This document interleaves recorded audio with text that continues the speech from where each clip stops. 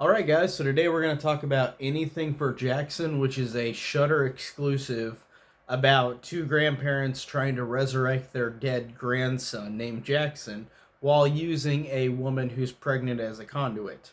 Now, looking at the story itself on that, I think is really interesting, and I thought that it's weird because looking at this movie before I saw it, I thought, this one I didn't really know if I'd really enjoy it that much because I felt like it was probably just gonna be one of those kind of run of the mill, generic, unentertaining supernatural movies. But looking at reviews I saw of it, specifically Brad Jones, whenever he did his, I think, midnight screenings on it, it made me excited because I was like, cool, okay, I'm gonna see a movie that I actually might enjoy a lot. And it just didn't seem like it was gonna be a movie I'd enjoy until I saw that review of it.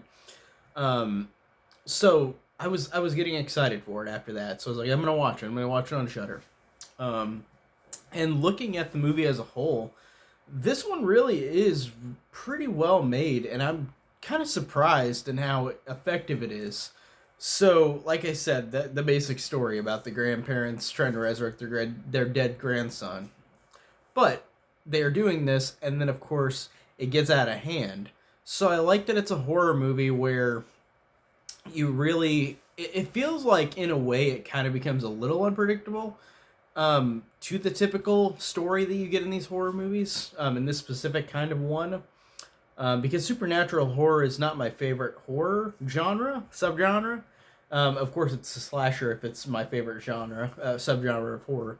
But supernatural horror can be hit and miss for me. There's some that I love, but but yeah, I'm surprised that I really enjoyed this one. I liked too. The acting was really, really, really incredible.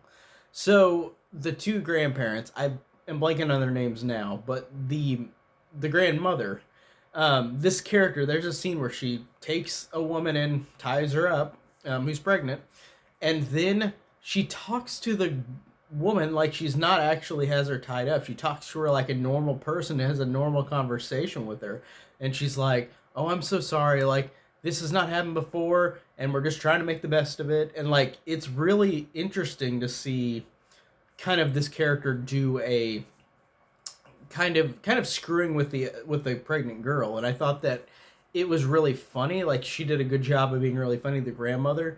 And I liked how she just talked to her like a normal person, even though this is obviously not a normal situation, and it's a horrible and excruciating performance, or for the woman who's pregnant. So I really do like that a lot, and I thought she did a great job. The grandmother and the grandfather was good too, but he was more quiet on the end. Like he was more sinister. Like he was sinister, but he was pretty quiet.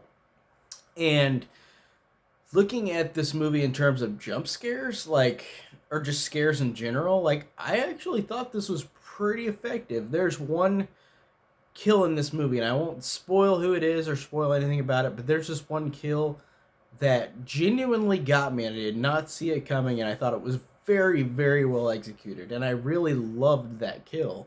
The movie's really bloody and violent as well for being that supernatural. It's really effective as well in that aspect because I didn't expect much violence in it. I just expected it to be like a supernatural thriller, by the title alone. But the violence and the effects work is awesome, and I really did dig it a lot. And it's weird though, looking at the movie, like I did enjoy it throughout, but I felt like towards the end, I felt like it kind of lost its steam a little bit. Preferably after that kill I was talking about, and I won't spoil it or when it happens. So, but there's a kill that made me go, "Wow!" I was shocked, and then after that, the movie was fine, but then it never like stayed up like that level for me. Like it was still pretty fine. Like I still enjoyed the movie overall. I thought it was effective, and the acting was great, and it was a good little thriller. But by the end, I was just like, it's still fine, but it never ended in a way where I was like blown away or like really really satisfied. I just felt like the ending was solid enough, but it just was whatever. Because I remember more about the movie up until the third act or the ending of the movie. So that's really funny to see a different take on like a movie where I think the first two acts I like a lot more than the last act. Usually it's the opposite. Usually a movie builds up to it, and this one built up fine, but it just never, like, at the end, I didn't love it. I thought it was all right. It was solid enough, but still, regardless, though, this movie I think is really effective and well done with really great performances and really good scares, and it's executed really well for this type of movie. Like, in terms of just being a fun movie, it was fun. But I like when a horror movie is good as well too, like good filmmaking. And I thought this was really, it really felt like it was a director that wanted to say something.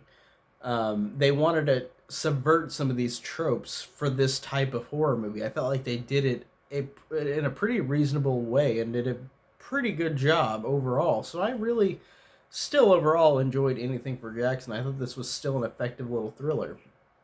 So definitely check it out if you haven't seen it. I enjoyed it a good amount. So that's it for this review, and I'll see you guys next time.